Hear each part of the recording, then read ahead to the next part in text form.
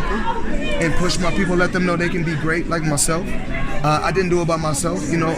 I did it with the push from the fans all around the world, and especially the fans from Africa. And my people from Africa, they pushed me first, and I love them first. Last one for me. Later this month, we have a massive fight between Errol, Spence, and Terence, Crawford. Who's your money on? Well, I'm not betting on the fight, of course, because we're doing the fight. Of course, I don't just have Mayweather Promotions, another company. That's my company, it's PBC. And it's an exciting matchup. I really didn't want them to fight, but may the best man win. Floyd, having accomplished everything that a boxer could accomplish and reaching just the upper echelons of the boxing world, you're in business now. What else do you still need to accomplish? It's all about helping these young fighters all around the world. But like we talked about, it's so much great talent in Africa. So I want the world to be able to see the next Floyd Mayweather, and hopefully we can find that in Africa. Now you've got a young child who's going to be seeing you for the first time in South Africa. Yes. And they want to be like you. How do they aspire to be like Floyd? Your advice? To be like Floyd, believe in yourself. Nothing happens overnight. A lot of hard work, a lot of prayers, and a solid team.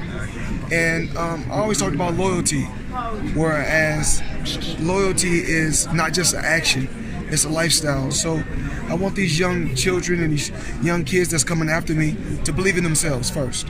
And having accomplished everything you have, would you say your concept of leadership has evolved, or how would you define leadership as a person who's accomplished everything? Even though I may not want to be a leader, I am a leader, a natural born leader. And to become a great leader, you have to follow a lot of great individuals, and that's what I did. And who are those great individuals for you that you follow?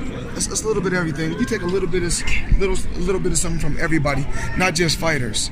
You know, you may take something from a minister, you may take something from a teacher, take something from my dad, something from my mom, and something from certain fighters, and you mix everything up, and that's what you get. What are some of the things that you're going to do in South Africa?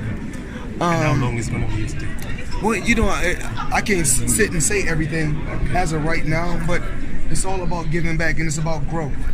And I want to see more people in South Africa have ownership, have more ownership. We're in Johannesburg, you know, it's all about, like myself. I own my career, I own myself. I became my own boss, and even in America, it's about real estate. So I want, the people in Africa. You guys have all the resources. You guys have all the land, but we need to get a lot of that land back to the Africans, and you guys need to own yourself. Floyd, can you tell me? In terms of African boxing as a whole, what's your take on the state of African boxing and what role it can play around the world? Well, my state on African boxing, everything is about growth. It can grow. It can grow, but we need everyone to help.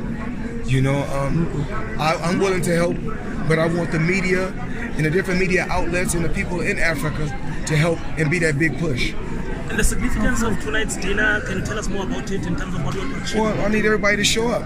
You know, you guys show up and I'm going to show out. So, you know, I'm happy to be here. Every time I come here, it's a great turnout. It's beautiful, and I love it. We have a South African IPF Junior World champion from South Africa, Eastern Cape. What do you think about the young boy? Have you seen him? Do you know the boy?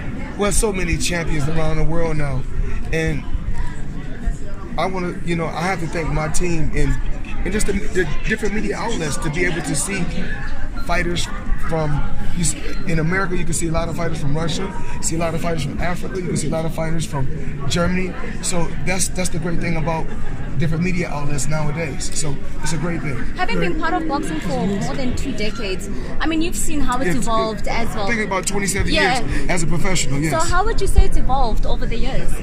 Well, I was able to just teach a lot of fighters about ownership and about investing your money in a smart way. You must invest in yourself first.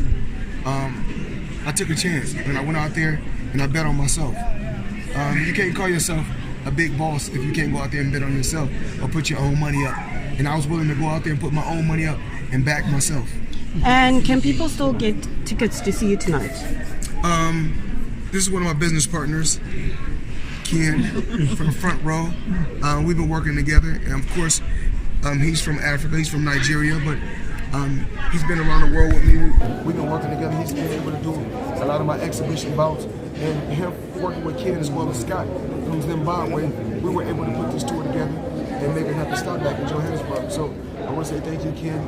You've been nothing but polite, been nothing but generous, and thank you for bringing me back to the motherland to see my people.